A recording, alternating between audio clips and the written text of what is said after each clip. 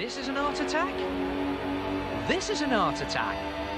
This is Art Attack.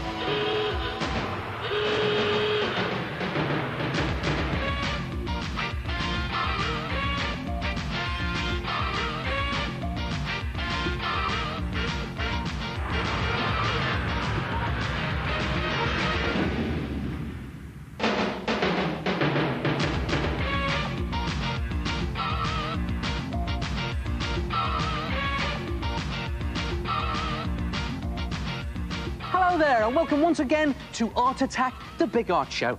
I'm just about to make me dinner. And here are the ingredients. Cotton wool, tissue paper, and lashings of PVA glue. My favourite. Come and have a look at this. Take a piece of white paper or card and do a drawing on it that's very simple, but nice and big. Now here, I'm going to make me dinner. So there's a plate. There's an egg there. Doesn't have to be a brilliant picture, because this is just a rough guide. A couple of sausages, some beans round there, maybe a nice greasy chop. Ugh. And a tomato there. And when you've done your picture, get some PVA glue and mix it with just enough water, just a touch of water, so that you can paint the glue onto the picture, but just on one section. Now I'm doing the middle of the egg to start with, the yolk. Then take some cotton wool and tear off a piece that's just big enough to stick down over that section. There it is, onto the glue. And then you need some coloured tissue paper that matches that section.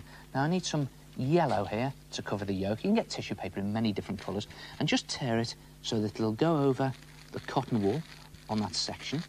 And get your brush in the PVA glue and just simply paste down the edges of your tissue paper. Now, don't go over all the tissue paper and don't touch the cotton wool with the glue. Just pasting down the edges, stuffing them in as you go, and modelling it with your finger. And just keep tucking in the tissue paper all around the edges.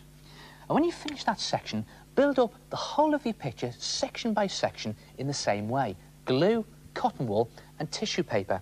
And when you've finished it, it'll look something like this. Now you can see here, I've used the red tissue paper for the tomato, I've used sort of pinky for the chop, red or orangey there for the beans, and brown for the sausages, and so on. And when it's dry, just add in some more detail with a felt tip pen. I'm just going to do a couple of beans here to show you with a felt tip pen. You don't need to go over the top with detail. And you can even add some detail in using scraps of tissue paper. Just dab a little bit of green there into some PVA glue and stick it on top of the tomato. And when you've finished it, cut the whole thing out and back it onto some coloured paper or board, and it will look something like that. Look at that. Even looks nice enough to eat, doesn't it? A 3D stuffed picture. And of course, you don't have to make your dinner. You can try any type of stuffed picture. Just keep it simple, draw it in sections, and make it nice and big.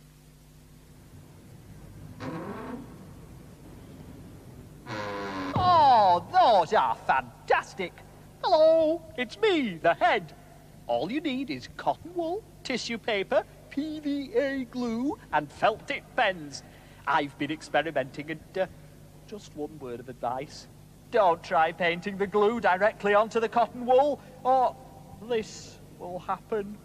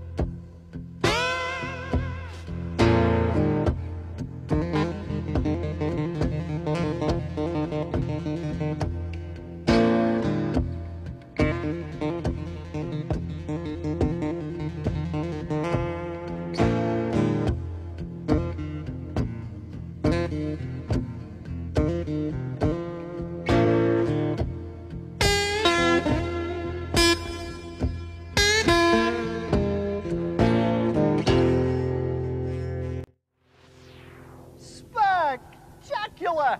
And I have nothing else to say about it. Except that I like it. And I'm very proud of him.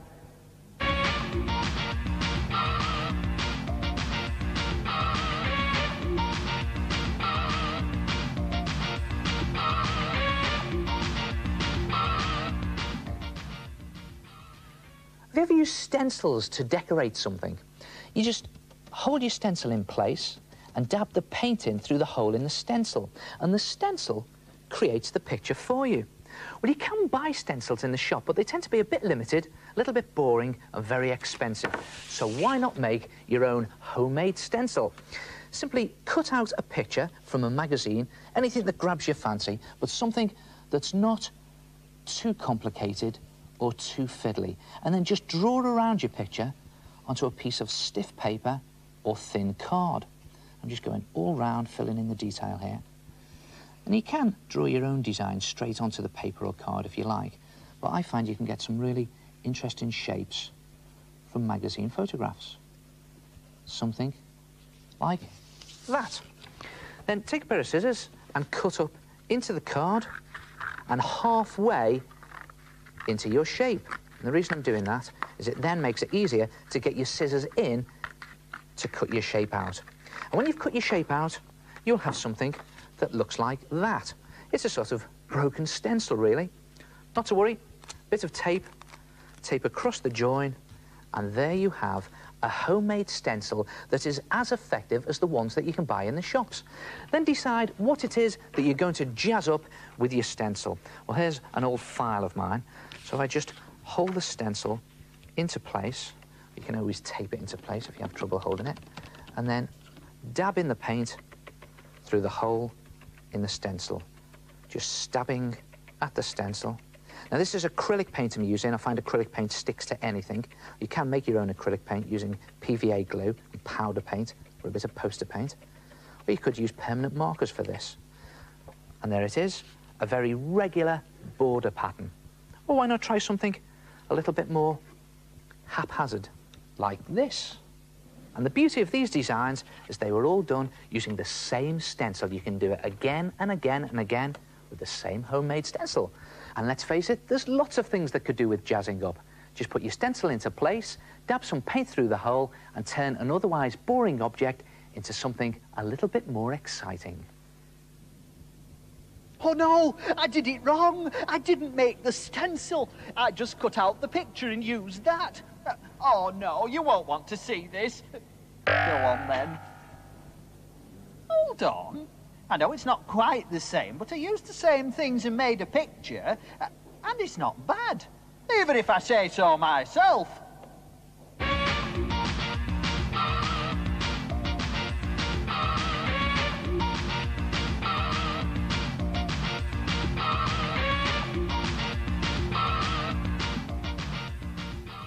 My name is Amber, and this is my wax resist picture of a horse.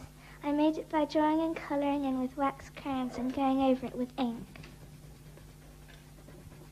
Hello, my name's Catherine, and I did an art attack of a craft using wax crayons and inks. Hello, my name's Fiona, and this is my wax-resistant picture of a sunset. Ah, wax resist. Good art attack, and there's lots of different effects you can get using this technique. Try this. Make a very simple wax crayon picture, but make sure the paper is completely covered in wax right up to the edges. And then you're not going to believe what I'm going to do next. Tear your picture. Now watch what happens when I tear a piece of paper that's been covered in wax crayon. Look at that. You get like that white border around the edge. Now, if you do that very slowly and carefully around your picture, you end up with a white, rough-edged border all the way around. And that is good. In fact, it's so good, I'm going to crunch it up. Now, don't worry, I haven't gone mad. It's all part of the effect I'm after. I'm trying to crack the wax on the paper. That should do it. Just smooth it out again. There it is. And then I'm going to take some blue ink. I'm just going to literally slop the ink onto the paper. Now, you can do this with very watered-down blue poster paint, but I find ink is best for this. Look at that, eh? The messier, the better. I'm just going to brush it all over my picture, like that. Make sure you cover the whole of the picture. And as you can see, a little bit messy, so probably better to put some newspaper down when you're doing this one. And then splashing everywhere, look at that. Good fun. And then take some kitchen towel or loo roll or even blotting paper and start to blot off the excess ink. Look at that, great fun. Just get rid of that ink up top. And you'll notice that when all the excess ink is gone, there's just a little bit of ink that's settled here in the cracks, giving it a sort of shattered effect. And then to finish it off, if you take some PVA glue, you know, the school glue in the white squidgy bottles, oh, look at that, and just simply pour it all over your picture, and then slop it on with a brush, again, covering your picture. And at this point, you might think, he's gone mad. It looks a mess. Well, you're right. No, I haven't gone mad. It does look a mess. But if you leave it to dry overnight, when you go back to it the next day, as long as you've covered it completely, it will look something like that. And the PVA glue has gone hard, shiny, and see-through, giving it this fantastic sort of reflected light finish. And if you back it onto some white paper or card, you get a great batik effect picture. Try it yourself. Transform an ordinary wax crayon picture simply by screwing it up, cracking the wax, covering it in ink, and giving yourself a wax crack attack. And I'll see you next time. Ta-ra.